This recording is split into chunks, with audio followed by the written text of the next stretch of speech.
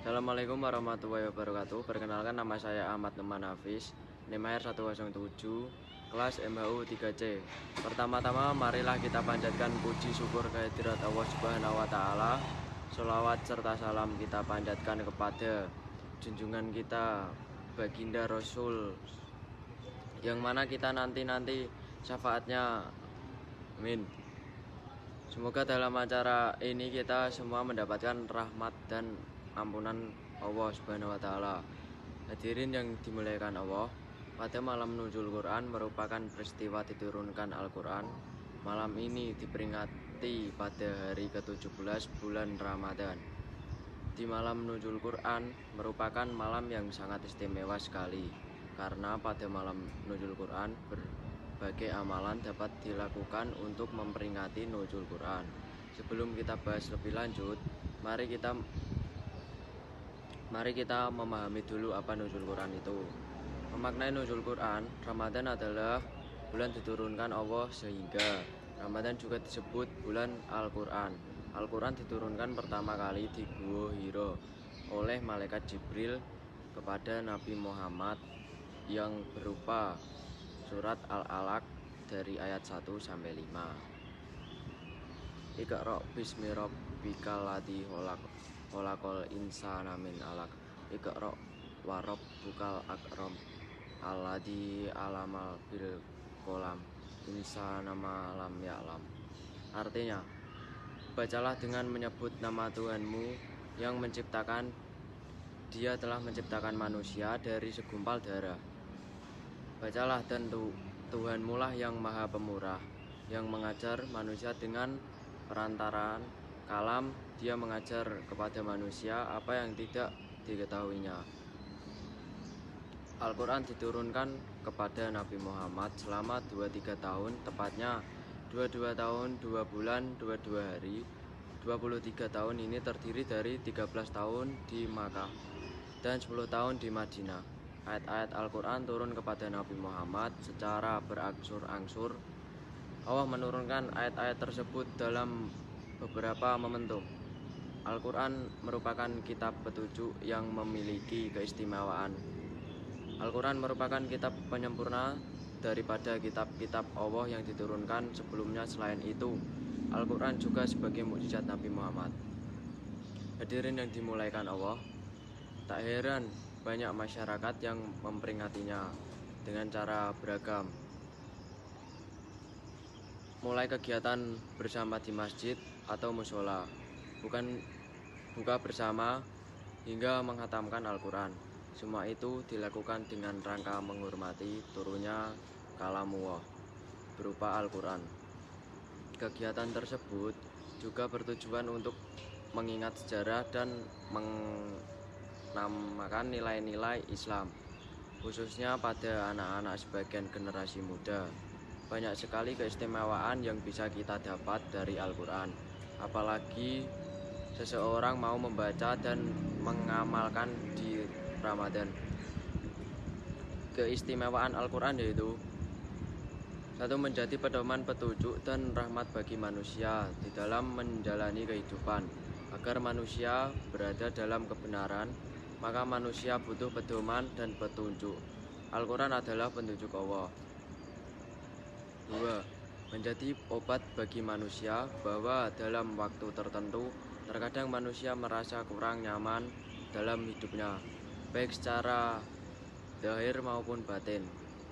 Ketidaknyamanannya itu membutuhkan pengobatan sesuai dengan penyakitnya.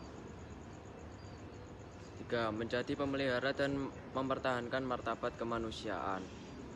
Al-Quran mengajarkan manusia bagaimana cara mempertahankan martabat yang tinggi, yakini memelihara dan mempertahankan dengan iman dan kebaikan.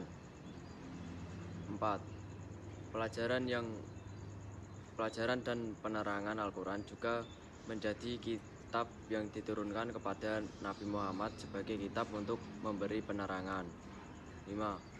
Solusi masalah masyarakat. Al-Quran juga diturunkan sebagai pemutus hukum dan perangkat perselisihan, serta pembeda antara yang hak dan batil mengingat banyaknya masalah yang muncul di kalangan masyarakat dari zaman Nabi sampai sekarang.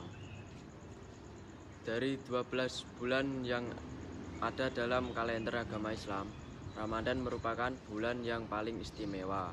Karena keistimewaannya, Ramadan mendapat julukan sebagai Sayyidus Syuhur, raja atau pemimpin seluruh bulan. Atas julukan ini, ada beberapa keistimewaan bulan Ramadan yang tidak dimiliki oleh bulan-bulan lain, antara lain. Pertama, karena bulan dipilih sebagai bulan diturunkan ayat pertama Al-Quran, Quran Surat Al-Baqarah ayat 185. Oleh karena itu, salah satu ibadahnya yang dianjurkan untuk dilaksanakan di bulan Ramadan adalah memperbanyak membaca Al-Quran. Kedua, dalam bulan Ramadan ada satu malam yang nilainya lebih baik dari 1000 bulan yang disebut malam Lailatul Qadar. Nilai ibadah yang dilaksanakan di malam ini lebih baik daripada nilai 1000 bulan. Ketiga, Ramadan merupakan bulan istimewa karena kebaikan-kebaikan yang dikerjakan bulan Ramadan nilainya berlipat ganda. Pada kesempatan ini penting bagi kita mengingat kembali peristiwa yang sangat bersejarah bagi umat Islam, yaitu malam pertama diturunkan Al-Quran oleh Allah melalui malaikat Jibril kepada Nabi Muhammad. Pada saat itu, tepatnya pada malam Jumat bertepatan dengan hari ke-17 Ramadan, dan akhirnya kita mengenal dengan malam Nuzul Quran. Bila kita mengkaji kembali tentang peristiwa ini, pembelajaran yang dapat dipetik adalah agar ketakwaan semakin kuat dan keyakinan semakin menetap terhadap kitab suci Al-Quran yang isinya memberi petunjuk bagi umat manusia serta pembeda di antara yang hak dan batil. Karena itu, barang siapa di antara kamu hadir di negeri tempat tinggalnya di bulan itu, maka hendaklah ia berpuasa dan pada bulan itu. Dan barang siapa sakit atau dalam perjalanan lalu ia berbuka, maka wajiblah baginya berpuasa sebanyak hari yang ditinggalkannya. Pada hari-hari yang lain Allah menghendaki kemudahan bagimu dan tidak menghendaki kesukaran bagimu, dan hendaklah kamu mencukuplah bilangnya, dan hendaklah kamu menggunakan Allah atas petunjuknya yang diberikan kepadamu supaya kamu bersyukur. Al-Quran diturunkan ke bumi tidak sekaligus tetapi berangsur-angsur, sedikitnya demi sedikit, bertahap sesuai yang situasi dan kondisi yang dihadapi oleh Rasul.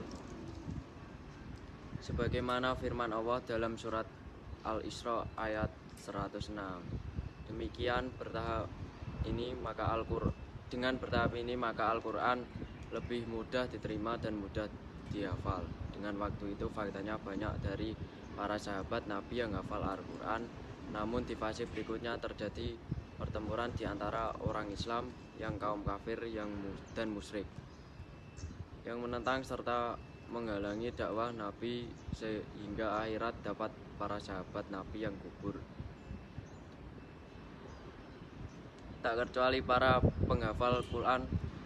Oleh karena itu muncul sebuah gagasan untuk membutuhkan Al-Quran sebagai suatu kitab hingga pada gilirannya dapat dinikmati sampai sekarang ini, dan Allah senantiasa menjaga keasliannya.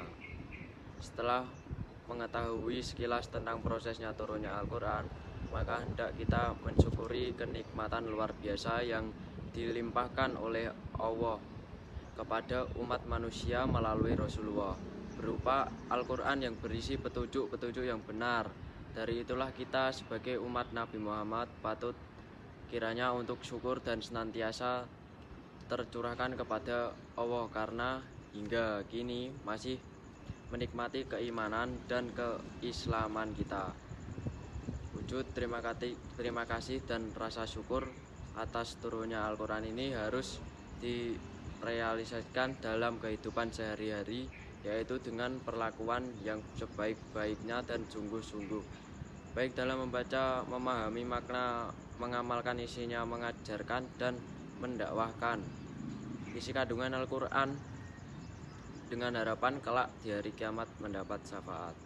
Demikian materi tentang nuzul Quran, semoga bermanfaat bagi kita semua. Salah dan kurangnya mohon dimaafkan. Wassalamualaikum warahmatullahi wabarakatuh.